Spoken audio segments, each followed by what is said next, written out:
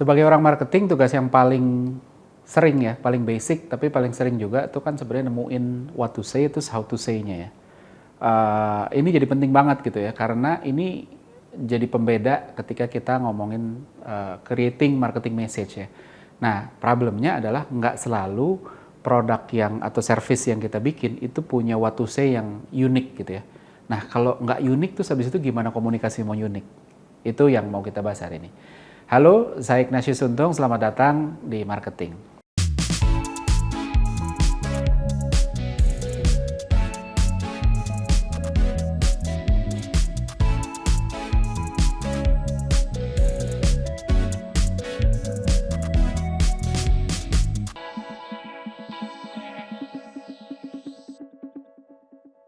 Ya, jadi kalau kita ngomongin soal marketing kan nggak pernah bisa lepas ya. Kita selalu ngomongin ya salah satunya bikin iklan, bikin marketing communication, bikin communication message dan sebagainya.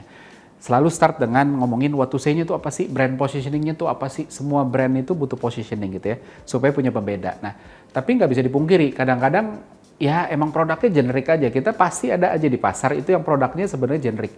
Artinya tuh emang nggak punya beda, nggak punya sesuatu yang unik ya, nggak ada bedanya lah gitu ya. Ini bisa macam-macam, bisa karena memang produknya nggak ada bedanya. Ada juga sebenarnya produknya beda gitu, tapi atasan maunya udah gini aja kita ngomongin yang ini, which itu sebenarnya nggak ada bedanya. Dan nggak selalu sebenarnya atasan ini punya apa ya, punya perspektif bahwa ini tuh sebenarnya nggak unik loh, ini sebenarnya jadi nggak berbeda loh dengan yang lain gitu. Nah, jadi amat sangat tricky jadinya gitu ya. Kalau kita bilang bahwa ya gimana produknya jelek terus seolah-olah marketing nggak bisa berbuat apa-apa gitu ya. Padahal sebenarnya selalu ada kesempatan untuk beda gitu ya. Kalau kita nggak bisa beda secara function, kita sebenarnya bisa beda secara emotional benefit gitu. Dan kalau ngomongin emotional benefit itu kan bisa kita bikin apapun gitu. Ini kan masalah perspektif gitu ya. Dan emotional benefit itu bisa datang dari angle berbagai macam yang lebih kaya. Tapi ada tapinya. Selalu aja ada kesempatan di mana emotional benefit yang relevan ini udah diborong. Kenapa? Bisa aja karena kompetitornya banyak, bisa aja karena memang insight-nya itu mengerucut ke yang itu lagi. Jadi susah banget untuk dapat bedanya gitu kan, dan susah untuk dapat angle yang berbeda karena semuanya udah dipakai sama kompetitor. Kalaupun emotional benefit-nya terus habis itu dapat yang menarik angle-nya gitu, belum tentu atasan juga mau gitu ya. Karena kadang-kadang emotional benefit itu rasanya tuh kayak agak-agak soft sell, dan ketika soft sell kadang-kadang atasan kayak enggak lah, saya maunya hard sell gitu ya. Nah, contoh emotional positioning atau emotional tagline yang menarik itu kan Nike dengan Just Do It, Apple dengan Think Different, atau Dove dengan Everyone is Beautiful gitu ya. Nah, semua contoh di atas menarik karena sebenarnya produknya technical gitu. Kalau ngomongin Nike itu kan ngomongin sepatu, teknologi, enteng, awet, support kaki untuk olahraga, desain dan sebagainya. Which itu semua technical gitu ya, bisa dibahas secara technical. Apple apalagi ya namanya produk teknologi, pasti technical banget. Ngomongin stabilitas, ngomongin powerful processor, desain dan sebagainya. Dove juga sama, sebenarnya kan yang dijual tuh moisturizer, ngomongin menghaluskan kulit gitu. Tapi mereka semua membawa lebih dari sekedar technical gitu ya. Ketika mereka memilih untuk, ya udah deh saya mau punya beda, terus saya ambil emotional benefit gitu kan. Nike jadi jadi tahu, mereka sebenarnya tahu bahwa kalau saya ngomongin teknologi, apapun teknologinya yang mereka punya, satu ini intangible. Mereka mau ngomong, ini mengandung foam apa misalnya gitu ya, sepatunya jadi empuk dan sebagainya. Susah dicerna dan intangible banget untuk habis itu dirasain, tuh technical gitu. Konsumen akan iya sih, tapi so what gitu loh. Nah, Apple juga sama, secara teknis komputer kan adu balap create prosesor lebih baru, teknologi lebih baru gitu ya, akan selalu ada yang lebih, dan pada akhirnya ketika terlalu fokus sama technical, akhirnya siap-siap dilewatin. Dove juga sama, ngomongin sabun dengan moisturizer banyak, sisanya tuh technical dan intangible gitu ya, karena susah dicerna, susah dibuktiin bahwa yang ini kayaknya lebih licin dibanding itu dan sebagainya.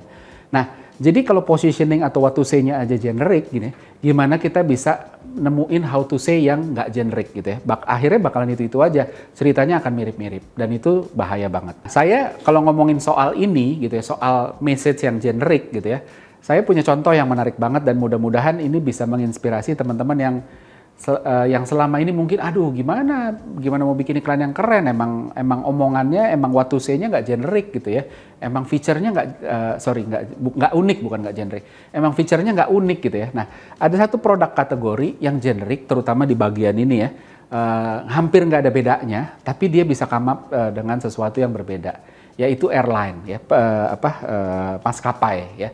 Maskapai, ngomong maskapai apapun di dunia, pesawatnya itu aja lah, kalau nggak Boeing, Airbus, atau nggak apa sih perusahaannya Kanada tuh ya, itu kan biasanya cuma 3 itu ya ininya ya. Terus habis itu ngomongin interior emang beda tapi mirip-mirip.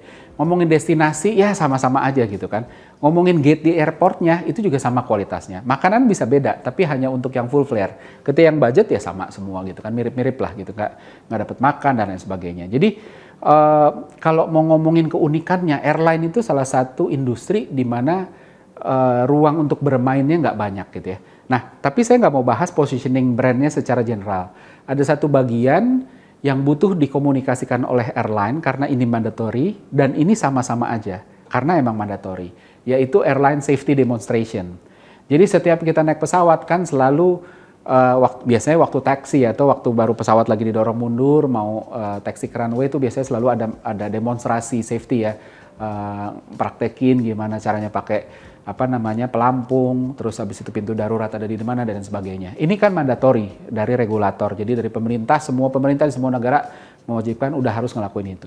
Isinya pun sama, pesawatnya sama, dan maka dari itu penumpang pun ignorant. Setiap kali kita naik pesawat, mau sehari 3 kali, mau sebulan sekali, mau setahun sekali, pesannya sama, itu aja. Terus akhirnya kita sebagai konsumen dalam hati iya udah tahu gitu ya. Terus habis itu kita sibuk main HP atau sibuk ngobrol.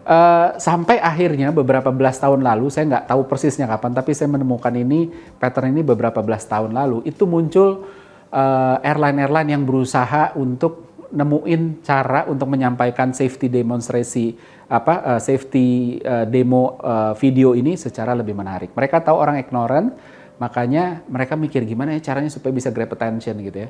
Susahnya sebenarnya karena safety demo video ini dianggap nggak impact to business directly. Artinya bukan gara-gara ngeliat video demonstrasi ini terus habis itu sales jadi naik, enggak gitu ya. Tapi ketika ini dibikin menarik, akhirnya orang jadi punya storytelling tentang brand ini. Settingnya bisa berbeda, peragaannya pun dibikin lebih relevan dengan konteks penumpangnya gitu ya. Ada macam-macam, ada yang setting tempat-tempat liburan, jadi demonstrasi tentang alat-alat keselamatan di pesawatnya di setting di tempat-tempat liburan. Contohnya kayak Singapore Airlines melakukan itu, United Airlines di Amerika juga melakukan itu. Ada yang setting situasi kesibukan di airport waktu mau lari-lari segala macam. Ada juga yang setting culture asal airline itu berdiri, misalnya New Zealand gitu ya. Terus ada juga yang jual local charm-nya dari negara airline tadi. Kan setiap negara tuh punya charm-nya masing-masing. Contoh si Air France tuh melakukan itu ya dengan penampilan gadis-gadis Prancis yang dengan karakternya, aksennya gitu ya. Atau ada juga yang dibikin catchy aja, misalnya kayak si Virgin Airlines yang melakukan dengan tarian, dengan nyanyian dan lain sebagainya. Menariknya adalah kenapa video ini bisa berbeda dan bisa menarik bahkan ketika yang disampaikan sebenarnya itu aja gitu ya. Nah, pertama kita sadar bahwa messaging ini penting, tapi ketika nggak bisa super unik message-nya gitu ya, kita tetap masih punya kesempatan untuk nyampein dengan cara yang unik gitu ya. Dan ini bedanya presenter dengan storyteller gitu. Good brand itu sebenarnya storyteller bukan presenter, dan good marketer juga harus punya kemampuan storytelling yang baik. Walaupun intinya sama, tapi cara menceritakannya, bagaimana menceritakannya itu bisa beda gitu kan. Dan ini menarik ya. Yang pertama sebenarnya kita melihat dari video-video ini, pertama kebanyakan mereka unpredictable gitu. Kita harus ngerti bahwa otak manusia itu secara konsisten berusaha untuk memprediksi gitu ya. Ketika kita ngomong sama orang gitu ya, kita ngikutin bukan cuma buat mencerna, tapi juga secara tidak langsung kita memprediksi abis ini nih arahnya mau kemana sih gitu, supaya kita bisa mengantisipasi lebih awal. Kalau kita bisa mengantisipasi lebih awal, kita tahu, oh ketika ini arahnya bahaya, saya harus apa? Apakah harus kabur atau harus apa gitu ya. Ketika ini arahnya sesuatu yang menguntungkan, oh saya harus perhatiin banget gitu ya, karena jangan sampai lewat nih gitu ya. Atau ada juga yang di tengah-tengah, membahayakan enggak, menggembirakan enggak, jadi itu akan di-ignore gitu ya. Nah, ketika storytelling, ketika cara kita menyampaikan cerita di video ini predictable seperti semua video safety demonstration gitu ya, akhirnya orang akan menganggap bahwa ini nggak ada pain-nya, nggak ada pleasure-nya. Jadi buat otak nggak berbahaya, tapi juga nggak menyenangkan. Jadi ya udahlah, udah tahu juga gitu ya. Nggak ada pentingnya memperhatikan gitu. Nah, sementara video-video yang unpredictable, video-video safety demonstration ini yang unpredictable ini, itu akan buat otak-otak kan berpikir, ini apa nih? Kok nggak bisa diprediksi nih?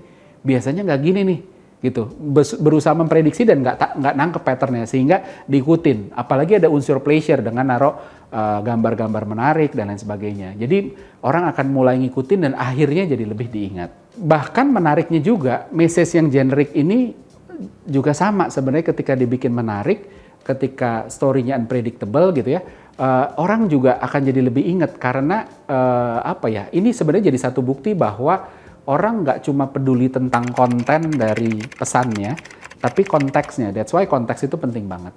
Yang kedua adalah video-video airline ini itu dibikin relevan gitu ya, dibangun ketertarikannya konsumen, audiens itu dari relevansi dengan pakai setting liburan karena mereka tahu bahwa satu kelompok besar dari orang traveling dengan pesawat adalah liburan, makanya dibikin relevansinya, settingnya liburan sehingga relatable dan orang mulai mikir, ini apa kok menarik, ini kan tempat yang mau kita tuju, atau ini kan tempat yang kemarin, atau ini destination impian gue nih dan lain sebagainya gitu. Atau juga relevansinya dibangun dari tadi yang pakai local charm gitu kan.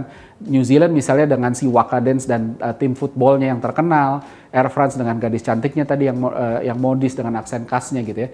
Kita tertarik sama sesuatu yang relevan. Kayak saya pernah ngomong beberapa episode lalu ada namanya cocktail party effect, di mana ketika kita misalnya datang ke kawinan teman gitu ya, ke pesta resepsi, lagi ngobrol sama teman gitu, fokus banget gitu ya. Tapi ketika nama kita dipanggil, kita tetap bisa nengok walaupun kita konsentrasi ke situ karena nama kita relevan buat kita. Gitu. Jadi hal-hal seperti ini membantu gitu. Orang-orang itu attention-nya bisa ditarik karena relevansi. That's why makanya video ini bisa menarik perhatian karena ada relevansi di sana. Nah, selanjutnya ada yang namanya social currency. Ini juga saya udah berapa kali ngomong bahwa ini social currency itu intinya gini. Ketika kita menyukai, ketika kita suka sesuatu, artinya gini. Ada teman cerita sesuatu dan itu berharga buat kita, teman kita punya social currency di mata kita karena kita juga jadi senang suka sama dia dan kita pun senang suka sama dia karena dari sana kita dapat asupan cerita-cerita yang menarik tadi, gosip terbaru, hal lucu dan lain sebagainya. Supaya apa? Supaya habis itu kita juga bisa nularin ke orang lain dan kita punya social currency yang juga naik di mata orang-orang lain juga. Nah, video demonstration ini juga punya social currency karena satu unpredictable tadi. Ini relevan, ini menarik gitu ya, dan kita suka. Ketika kita suka, artinya ini juga kemungkinan akan disukain orang. Sehingga ketika kita bercerita tentang ini, social currency kita juga naik. Dan ini dibuktikan dari kalau dilihat di YouTube, itu view-nya jutaan. Padahal yang diputar di pesawat itu kan nggak terhitung di YouTube ya. Artinya memang banyak yang nonton dan itu satu bukti bahwa video-video ini punya social currency yang luar biasa kuat. Nah, terus selanjutnya lagi, contoh video airline ini juga membuktikan bahwa crafting itu penting gitu. Jadi seringkali pemilik bisnis itu terlalu logis dan perhitungan. Jadi ketika kita mau ngomong satu feature gitu ya, udah deh fokus aja sama fungsinya. Materi kreatif diproduksi seadanya, nggak bagus craftingnya ya udahlah asal orang nangkep pesannya tersampaikan ya sudahlah gitu. Padahal beda banget gitu ya. Bagaimana pesan itu diterima itu dipengaruhi juga sama kualitas videonya, sama kualitas storytellingnya gitu kan. Live demo yang plain versus yang dilucu-lucuin. Live demo nih yang di pesawat ya, jadi kita nggak ngomongin video nih sekarang ya. Kan kalau budget airline kan nggak ada TV-nya, jadi live safety demonstration itu kan biasanya diomongin selamat siang saya dadadadada. Nah, sekarang kan udah mulai ada yang budget airline tuh udah mulai dipantun-pantunin segala macam. Itu aja impact-nya berbeda. Jadi ini ngomongin bukan cuma soal pesan, tapi soal bagaimana craftingnya juga bisa bikin orang tertarik gitu, bisa bikin orang grab attention gitu. Dari sana baru kita bisa bisa mulai lebih narik orang, lebih tertarik sama brand kita. Selanjutnya kita juga harus ngerti bahwa sosok itu dilihat lebih dari sekedar pesan. Jadi kalau saya ngambil contoh kehidupan sehari-hari, politikus itu kan sebenarnya pesannya itu aja gitu ya. Tapi dari pesan yang nggak ada bedanya itu, cara penyampaian bisa jadi berbeda. Ada yang penyampaiannya bagus banget. Kita lihatlah pas debat capres yang terakhir ya, itu kan masing-masing punya juru bicara yang Dua-duanya jago ngomong, bahkan lebih jago ngomong dibanding kandidatnya. Nah, akhirnya itu juga berdampak kepada sosoknya itu tadi. Brand juga sama gitu. Ketika pesannya begitu-begitu aja, cara menyampaikan yang nggak kreatif, storytellingnya boring dan lain sebagainya, akhirnya brandnya juga jadi nggak diingat gitu. Jadi kalau kita ngomongin sosok, which dalam konteks ini brand gitu ya, jadi penting banget brand juga punya kemampuan storytelling, crafting yang juga bagus sehingga abis itu kita bisa bangun kedekatan, kita lebih diingat, pesannya juga lebih sampai dan sebagainya. Nah, kesimpulannya, jadi balik lagi, brand positioning, what to say itu penting, itu nggak bisa ditawar sebenarnya, tapi nggak berhenti di situ. Ada kalanya kita nggak nemuin sesuatu yang benar-benar unik, tapi itu bisa ditutup lah ya dari kemampuan storytelling gitu kan. Ketika kemampuan storytellingnya bagus, akhirnya kita juga punya leveraging factor yang luar biasa. Dan akhirnya hal-hal yang sebenarnya simple, umum, general, nggak unik, ini akhirnya tetap bisa sampai ke audiens yang tepat dan menciptakan daya tarik, menciptakan daya ingat, dan akhirnya impresinya juga luar biasa. Nah, seperti biasa ada kuis tentang bahasan hari ini. Pertanyaannya sebagai berikut.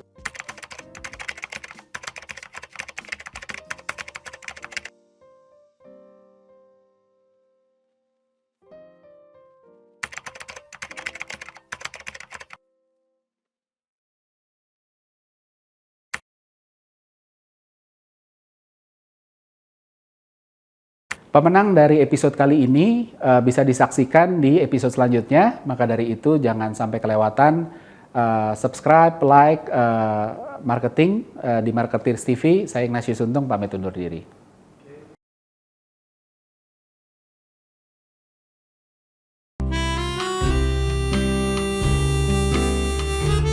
Gimana? Seru-seru kan videonya? Kalau suka, jangan lupa komen dan like ya. Masih banyak juga nih video-video yang keren-keren lainnya, gitu kan. Dan jangan lupa subscribe juga Marketers TV di sini nih.